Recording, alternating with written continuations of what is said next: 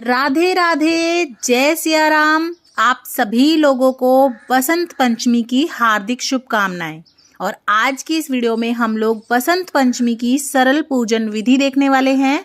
माघ मास के शुक्ल पक्ष की पंचमी तिथि को बसंत पंचमी का त्योहार मनाया जाता है। इस दिन संगीत, विद्या और ज्ञान की देवी माता सरस्वती की पूजा की जाती है, उनसे आशीर्वाद लिया जाता है। तो आप भी बसंत पंचमी का पूजन जरूर से करें और अपने बच्चों को जरूर शामिल करें ताकि माता सरस्वती का आशीर्वाद सदैव उन पर बना रहे। जहां भी आप पूजन कर रहे हो अच्छे से वहां साफ सफाई कर लें। आप चाहें तो इस दिन पूरे घर में आप पोछा जब लगाएं तो हल्दी थोड़ी सी डाल के उससे भी पोछा लगा सकते हैं। स्नान आदि करने के बाद आप जहां भी पूजन करें वहां पहले इस तरह से हल्दी से स्वास्तिक पूर लें।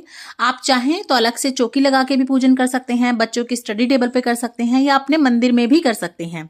तो देखिए मैंने यहाँ पे चौकी ले ली है, उसके ऊपर आप हो सके तो आज के दिन पीले रंग का आसन बिछाइएगा। बसंत पंचमी वाले दिन पीला रंग यानी कि बसंती रंग का विशेष महत्व होता है। माता लक्ष्मी को प्रसन्न करने के लिए आप आज के दिन हो सके उतनी पीले चीजों का इस्तेमाल करें। पीले रंग का तिलक, पीले रंग के कपड़े खुद भी स्वयं पहने, खाने में भी पीले रंग का जरूर से आप आज के दिन बनाएं भोजन में।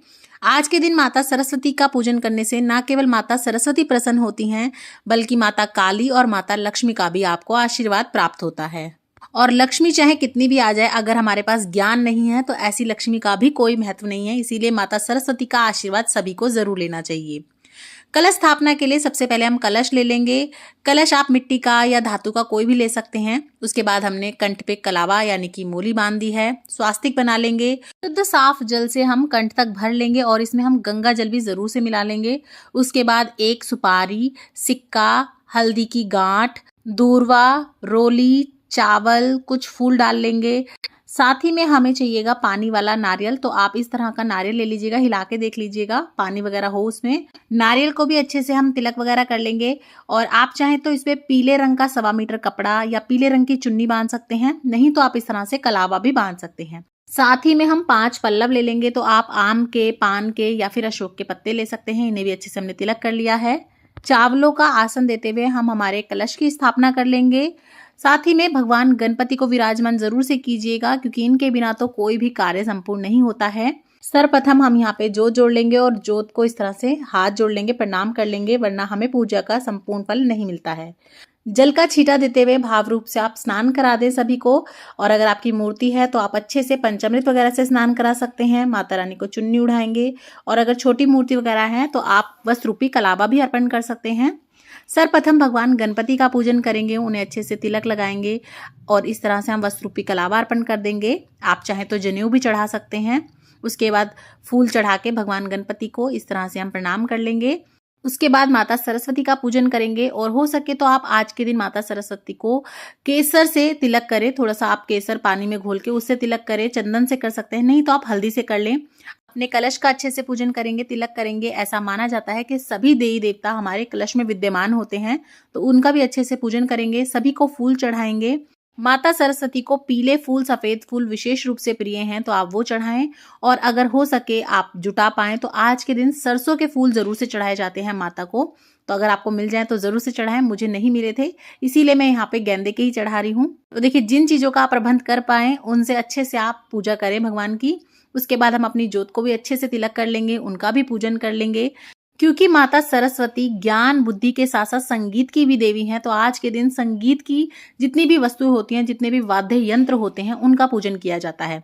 तो अगर आपके बच्चे कुछ संगीत वगैरह सीखते हैं या कोई इंस्ट्रूमेंट बजाते हैं तो आप उसका आज के दिन जरूर से पूजन करें।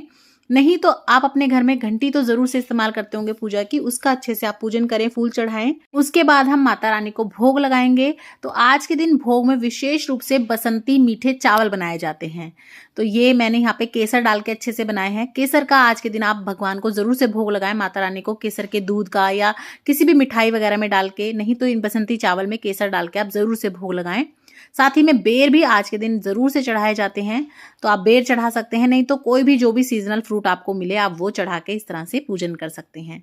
आप चाहे तो कोई पीले रंग की मिठाई चढ़ा सकते हैं। उसके बाद देखिए, क्योंकि माता सरस्वती विद्या की देवी हैं और हम सभी को विद्या जरूर से चाहिए। बच्चों को तो चाहिए ही होती है, लेकिन विद्या के बिना तो बड़े भी कुछ काम नहीं कर सकते। तो आप भी अगर पढ़ते हैं या कोई धार्मिक ग्रंथ पढ़ते हैं तो आप उसका पूजन कर लें, नहीं तो अपने बच्चों की किताबों का तो आप जरूर से पूजन करें। और इस टाइम पे सभी बच्चों के एग्जाम भी चल रहे होते हैं, तो आप उन्हें भी पूजन में जरूर से बिठाएं, साथ ही में उनकी बुक्स वगैरह का भी पूजन जरूर से करें। देखिए, अगर हम संस्कार नहीं देंगे या हम किसी चीज पे विश्वास करना नहीं सिखाएंगे तो हमारे बच्चे कैसे विश्वास करेंगे। तो हो सके तो अपने बच्चों को भी जरूर से आज के दिन का महत्व समझाएं, उन्हें भी माता रानी से आशीर्वाद दिलवाएं, पूजन में जरूर से बिठाएं। आपके बच्चे कुछ भी सीख रहे हैं तो उस चीज का पूजन करें, उनकी किताबों का अच्छे से पूजन करें, पेन वगैरह का, बुक्स वगैरह को तिलक लगाएं, कलावा आप बांध भी सकते हैं पेन पे, थोड़े फूल चढ़ाएं। अपने बच्चों को ना केवल पूजा में आप बिठाएं, आज के दिन का महत्व भी बताएं। और आज के दिन सभी कॉलेज स्कूल वगैरह में भी पूजन किया जाता है, अपने बच्चों से ही पूजा वगैरह करवाएं, धूप दीप दिखा दें अच्छे से माता रानी को, कलश को। उसके बाद कुछ दक्षिणा हम जरूर से अर्पण करेंगे, साथ ही में 1 लोटा जल भी हम जरूर से चढ़ाएंगे, क्योंकि भोजन के बाद जल जरूर से दिया जाता है। और आज के दिन जो है ना, आप यहीं पे बैठ के माता सरस्वती की माला फेर सकते हैं, माता सरस्वती के मंत्र का जाप कर सकते हैं। उसके बाद हम प्रेम पूर्वक आरती कर लेंगे। तो सर्वप्रथम भगवान गणपति की आरती करें, उसके बाद माता सरस्वती की आरती करें। अगर आपको नहीं आती तो आप नेट वगैरह से देख सकते हैं, नहीं तो इस तरह से अगर आप 5 बार 7 बार आरती फिराते हैं तो वो भी संपूर्ण आरती ही मानी जाती है। तो इस तरह से अच्छे से आरती कर लें, सभी में आरती दें और सभी को तिलक भी जरूर से करें, अपने बच्चों को, खुद को भी तिलक करें। उसके बाद आप हाथ जोड़कर क्षमा याचना करें कि भगवान, अगर हमसे कोई भी भूल हो गई हो तो हमें माफ करना, सद्बुद्धि देना। और इस तरह से आप क्षमा याचना कर लें, खुद भी आप माता रानी का आशीर्वाद लें, धूप खाएं और अपने बच्चों को भी आशीर्वाद जरूर से दिलवाएं। उसके बाद यहीं पर बैठकर आप सरस्वती माता की कथा कहानी सुन सकते हैं। तो हाथ में आप फूल लेकर या कुछ दाने लेकर कहानी सुन लेंगे। आज के दिन कुछ लोग तो पूरा व्रत करते हैं पूरे दिन का, और कुछ लोग सिर्फ पूजन तक कुछ नहीं खाते हैं, उसके बाद खा लेते हैं। तो आप चाहें तो पूरे दिन का व्रत भी कर सकते हैं। कथा सुनने के बाद जो आपने कथा सुनी है वो फूल माता रानी के चरणों में ही अर्पित कर दें, और बाद में ये फूल आप अपनी बच्चों की बुक्स वगैरह में रख सकते हैं, अपने पास संभाल के रख सकते हैं माता रानी के आशीर्वाद स्वरूप। और ये 1 लोटा जल जो हमने रखा है वो हम भगवान सूर्य नारायण को अर्पण कर देंगे, और ये जो भोग प्रसाद हमने चढ़ाया है वो हम सभी को प्रसाद स्वरूप बांट देंगे। अब बात कर लेते हैं ये पूजन आपको किस समय पर करना होता है। तो बसंत पंचमी पर माता सरस्वती का पूजन दोपहर से पहले किया जाता है, और जो पूजा का शुभ समय रहेगा वो सुबह 7:01 से शुरू होकर दोपहर में 12:35 तक रहेगा। तो इस बीच में आप कभी भी पूजन कर सकते हैं। वीडियो अगर आपको पसंद आई हो, थोड़ी भी यूजफुल लगी हो, तो ज्यादा से ज्यादा शेयर कीजिएगा अपने फ्रेंड्स एंड फैमिली के साथ, और इसी तरह की और वीडियोस देखने के लिए चैनल पर बने रहें। जय सिया राम, राधे राधे।